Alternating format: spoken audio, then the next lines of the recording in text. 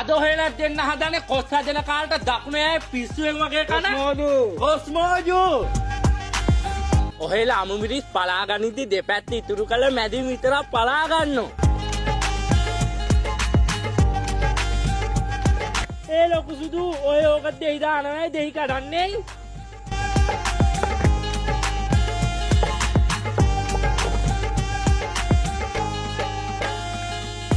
ඊගාවට තීරු කපාගත්ත කොස් එක තෙලේ රන්වන් පාට වෙනකම් බැද ගන්න ඕන.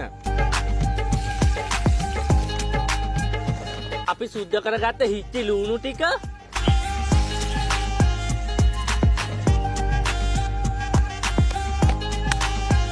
මිරිස් තප්පර 5ක් විතර තෙලේ බැද ගන්නවා.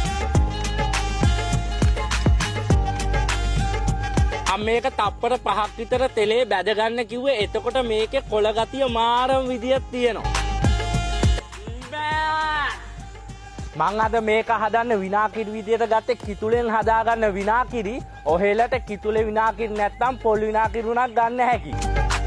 නිකම්ම මෝජුවට අබ දැම්මොත් එහෙම අමුතු තිත්ත ගතියක් එනවා. මචං අබවල තියෙන තිත්ත ගතිය නැති කරගන්න විනාකිරි එකක් දාලා විනාඩි 15ක් 20ක් විතර තීන්න අරිනවා.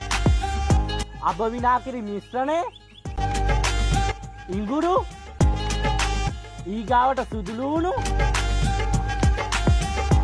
එනසාල් කරපු නැති හිච්චා මගේ රත්තරන් ලොකු සුදු අයියේ මේක ඉක්මනට හදාල් දෙනවයි හදාල් දියා යකෝ රටකට යන්න නැතුව අනේ යකෝ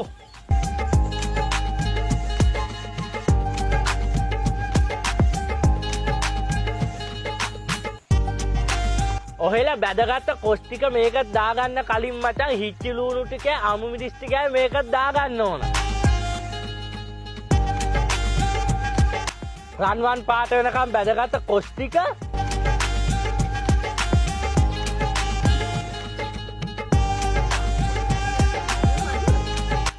මචං මම මේකට අමු මිරිස් විතරක් නෙවෙයි පෙට්ටි මිරිසුත් දාගත්තා. ඒක කැවෙද්දි මාරම ලල් එකක් තින්නේ.